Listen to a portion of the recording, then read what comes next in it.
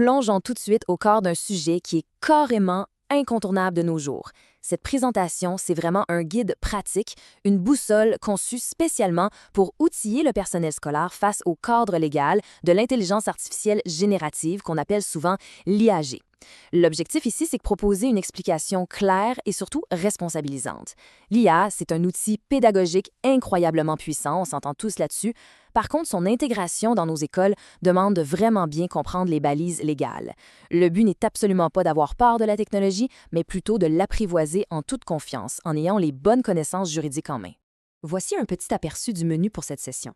On va d'abord regarder le cadre légal de l'IAG, puis on va se pencher sur 3 grands piliers fondamentaux: la sécurité de l'information publique, la protection des renseignements personnels et le respect des droits d'auteur. Et pour finir, on va lier tout ça à la compétence numérique enseignant. Alors, section 1, le cadre légal de l'IA, l'éthique face à la loi. C'est fascinant de voir tout l'enthousiasme pédagogique autour de l'IA, mais il faut absolument adopter un angle juridique beaucoup plus strict. L'éthique, ça sert à guider notre réflexion, mais la loi, elle, vient imposer des règles très formelles. Même si tout le domaine de l'IA est encore super jeune, il y a déjà des obligations légales très précises qui s'appliquent en éducation, et ça, c'est à suivre à la lettre. On passe à la section 2, la sécurité de l'information publique et plus particulièrement ce qui n'est pas confidentiel. C'est notre premier pilier légal. Le point crucial à retenir ici, c'est que le contenu qu'on met dans une requête pour une IA n'est pas du tout confidentiel par défaut. À moins d'avoir une connaissance hyper pointue des conditions d'utilisation d'un outil en particulier, toute information qu'on transmet à l'IA doit être considérée d'emblée comme publique. C'est majeur comme concept. Sur cette image, le bouclier qu'on voit représente la ligne de défense obligatoire et posée par les lois sur la gouvernance publique. C'est simple, tout organisme public a le devoir légal d'assurer la sécurité des informations qui sont sous sa responsabilité. C'est son rôle de bouclier. Donc, si jamais l'utilisation d'une information plus sensible avec une IA s'avère absolument nécessaire pour une tâche, eh bien le système en question doit obligatoirement avoir été analysé et formellement approuvé par la personne responsable de la sécurité de l'information de l'établissement avant même d'y toucher. On ne saute jamais cette étape. Voici une analogie qui est tout simplement brillante pour bien démystifier cette technologie dans le quotidien. En fait, entrer une information dans une intelligence artificielle générative, ça devrait toujours être fait avec exactement la même prudence que si on s'apprêtait à la publier sur un réseau social ouvert à tous. C'est fou, non? Mais c'est ça la réalité. Si une information ne doit pas se retrouver sur la place publique, à la vue de tous, ben elle ne va pas dans l'IA. C'est une règle mentale vraiment simple, mais d'une efficacité redoutable.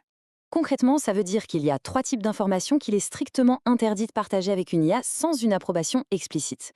D'abord, on a l'information sensible. Une fuite de ce côté-là pourrait causer un réel préjudice. Ensuite, il y a l'information confidentielle, celle qui est strictement réservée aux personnes autorisées. Et pour finir, l'information personnelle. En résumé, ces 3 catégories-là, c'est une grosse ligne rouge à ne pas franchir. On ne les donne jamais à une IA. Ce qui nous amène à la section 3, la protection des renseignements personnels et le respect de la vie privée. On touche directement à l'intimité des individus ici, et tout particulièrement à celle des élèves. Ça demande une vigilance absolument maximale. C'est d'ailleurs notre deuxième grand pilier. Regardons de plus près comment les données qui sont liées à l'identité sont encadrées légalement. C'est important de bien définir nos termes pour commencer. C'est quoi un renseignement personnel? C'est toute information qui permet d'identifier une personne physique de façon directe, mais aussi de façon indirecte. Et c'est justement ce mot-là, indirectement, qui change toute la donne. L'identification indirecte, ça dépend d'une combinaison de facteurs et ça peut passer complètement inaperçu si on ne fait pas attention. Pour bien illustrer ça, regardons un piège super classique en enseignement. Imaginons le scénario suivant.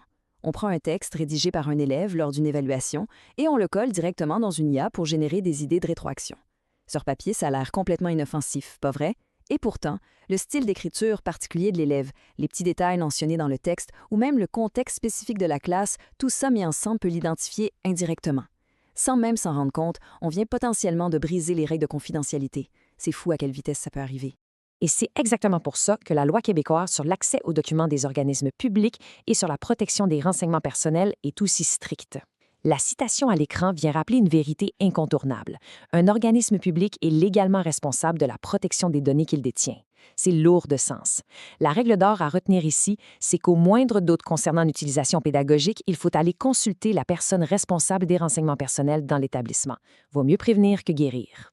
Section 4. Le respect des droits d'auteur avec le gros défi de la transparence. C'est notre 3e pilier légal. Le grand problème avec les systèmes d'IA, c'est qu'ils souffrent d'un énorme manque d'explicabilité. En gros, c'est presque impossible de savoir comment la machine digère et traite nos données à l'interne. Mais malgré tout ce flou technologique, il y a une chose qui reste très claire en droit. Les lois sur le droit d'auteur continuent de s'appliquer de façon intégrale. Il n'y a absolument pas de passe-droit pour l'IA. Décortiquons un peu ce qu'on appelle le piège de l'entraînement. C'est comme un engrenage en 3 étapes. Étape 1, on saisit une œuvre protégée dans notre fameuse requête à l'IA.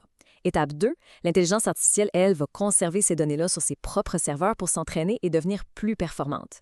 Puis, étape 3, beaucoup plus tard, quand un tout autre utilisateur fait une requête complètement différente, l'IA décide de recracher cette même œuvre protégée en guise de réponse.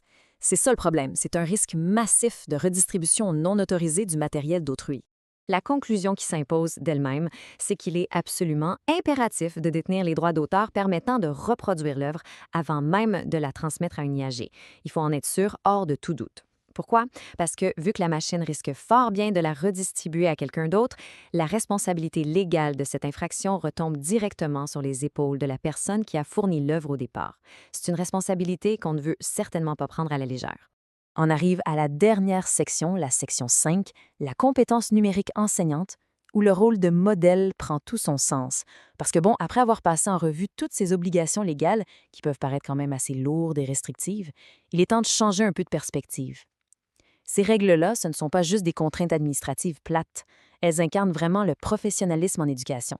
C'est le cœur même de ce que ça signifie, avoir une compétence numérique à jour aujourd'hui. La roue des compétences numériques qu'on voit à l'écran vient parfaitement cimenter cette idée-là. Au centre de tout ça, il y a la création d'un environnement d'apprentissage qui soit à la fois sécuritaire et inclusif avec l'IA.